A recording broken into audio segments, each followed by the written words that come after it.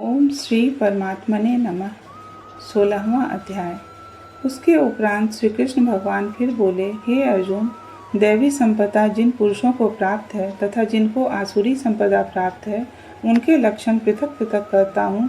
उनमें से सर्वथा भय का अभाव, अंतःकरण की अच्छी प्रकार से स्वच्छता, तत्व ज्ञान के लिए ध्यान योग में निरंतर दृढ़ स्थिति और सात्विक दान तथा इंद्रियों का दमन, भगवत पूजा और अग्निहोत्रादि उत्तम कर्मों का आचरण एवं वेद शास्त्रों के पठन पाठन पूर्वक भगवान के नाम और गुणों का कीर्तन तथा स्वधर्म पालन के लिए कष्ट सहन करना एवं शरीर और इंद्रियों के सहित अंतःकरण की सरलता तथा मन, वाणी और शरीर से किसी प्रकार भी किसी को कष्ट न देना तथा यथार्थ और प्रिय भाषण, अपना अपकार करने वाले पर भी क्रोध न होना, कर्मों में कर्तापन के अभिमान का त्याग एवं अंतःकरण की उपरामता अर्थात चित्त की चंचलता का अभाव और किसी की भी निंदादि न करना तथा सब भूत प्राणियों में हेतु रहित दया, इंद्रियों का विषयों के साथ संयोग होने पर भी आसक्ति का न होना और कोमलता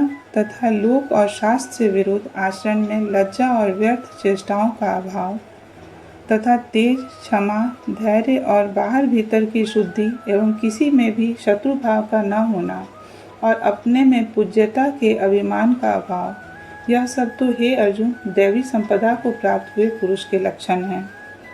हे पार्थ, पाखंड, घमंड और अभिमान तथा क्रोध और कठोर वाणी एवं अज्ञान भी यह सब आसुरी संपदा को प्राप्त हुए पुरुष के लक्षण हैं।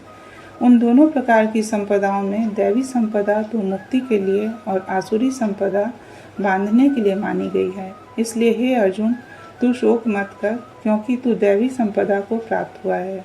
हे अर्जुन, इस लोक में भूतों के स्वभाव दो प्रकार के माने गए हैं, एक तो देवों के जैसा और दूसरा असुरों के जैसा।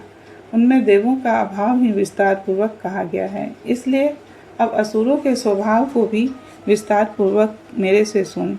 हे अर्जुन, आसुरी स्वभाव वाले मनुष्य कर्तव्य कार्य में प्रवृत्त होने को और अकर्तव्य कार्य से निवृत्त होने को भी नहीं जानते हैं, इसलिए उनमें न तो बाहर भीतर की शुद्धि है, न श्रेष्ठ आचरण और न सत्य भाषण ही है।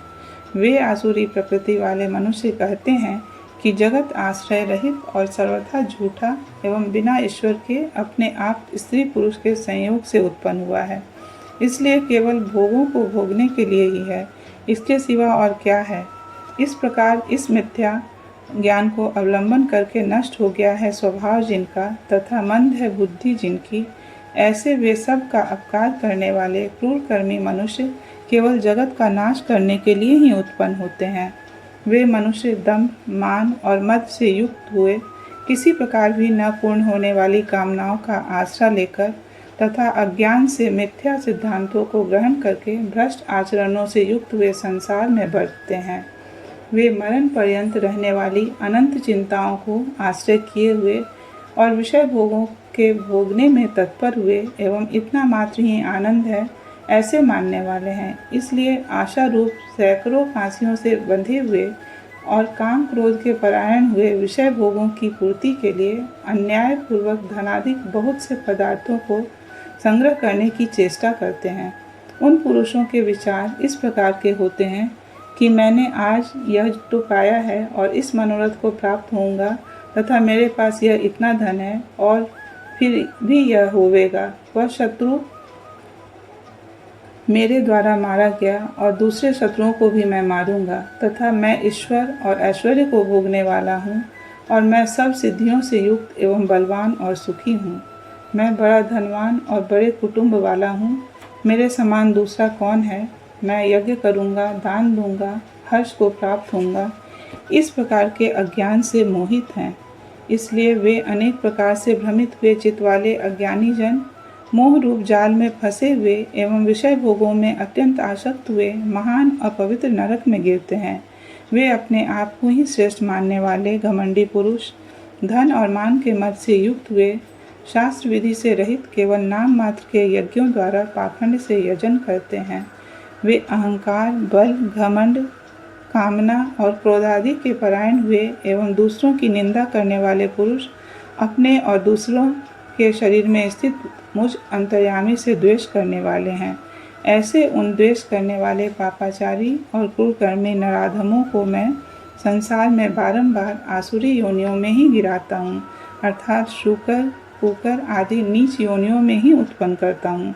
इसलिए हे अर्जुन, वे मूढ़ पुरुष जन्म जन्म में आसुरी योनि को प्राप्त हुए मेरे को न प्राप्त होकर उससे भी अति नीच गति को ही प्राप्त होते हैं, अर्थात घोर नरकों में पड़ते हैं। हे अर्जुन, काम, क्रोध तथा लोभ यह 3 प्रकार के नरक के द्वार आत्मा का नाश करने वाले हैं, अर्थात अधोगति में ले जाने वाले हैं। इससे इन तीनों को त्याग देना चाहिए, क्योंकि हे अर्जुन, इन तीनों नरक के द्वारों से मुक्त हुआ, अर्थात काम, क्रोध और लोभ आदि विकारों से छूटा हुआ पुरुष अपने कल्याण का आचरण करता है। इससे वह परम गति को जाता है, अर्थात मेरे को प्राप्त होता है। जो पुरुष शास्त्र की विधि को त्याग कर अपनी इच्छा से बढ़ता है, वह न तो सिद्धि को प्राप्त होता है और न परम गति को तथा न सुख को ही प्राप्त होता है। इससे तेरे लिए इस कर्तव्य और अकर्तव्य की व्यवस्था में शास्त्र ही प्रमाण है। ऐसा जानकर तू शास्त्र विधि से नियत किए हुए कर्म को ही करने के लिए योग्य है। श्री कृष्ण और अर्जुन के संवाद में दैवासुर संपद द्विविभाग योग नामक 16वां अध्याय पूरा हुआ।